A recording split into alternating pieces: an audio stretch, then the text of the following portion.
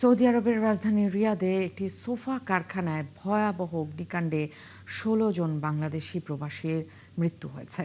রবিবার স্থানীয় সময় দুপুরে মুসা সানিয়া এলাকায় এই আগুনের ঘটনা ঘটে। নিহতদের বেশিরভাগের বাড়ি বাংলাদেশের নওগাঁ ও নাটোরে।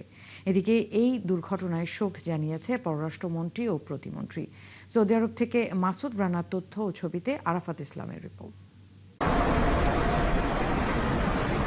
সৌদি আরবের রাজধানী রিয়াদে ভয়াবহ আগুনে ঝরে গেল ১৬ বাংলাদেশি প্রবাসীর প্রাণ।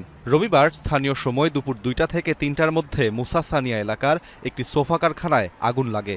মুহূর্তেই আগুন ছড়িয়ে পড়লে কারখানার ভেতরে থাকা শ্রমিকরা আটকা পড়েন। প্রত্যক্ষদর্শী ও সংশ্লিষ্টরা জানান, কারখানাটিতে মোট ১৭ জন বাংলাদেশি শ্রমিক কাজ করতেন। আগুনে পুড়ে এবং ধোঁয়ায় শ্বাসরোধ হয়ে ১৬ জনেরই মৃত্যু হয়েছে। তবে সৌভাগ্যক্রমে বেঁচে যান হাবিবুর রহমান নামের এক প্রবাসী।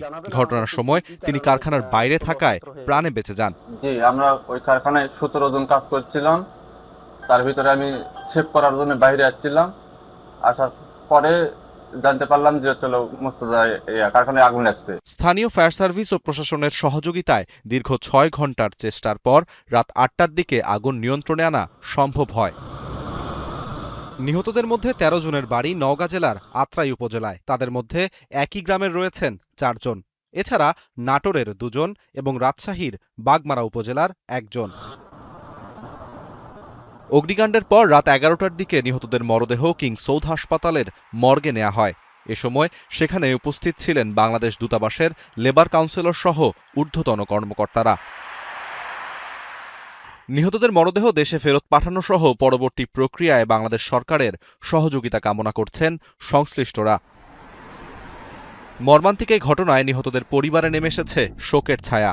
আগুন কেন লাগলো এবং কারখানায় অগ্নি নিরাপত্তা ব্যবস্থা যথাযথ ছিল কিনা তা খতিয়ে দেখতে তদন্ত চলছে।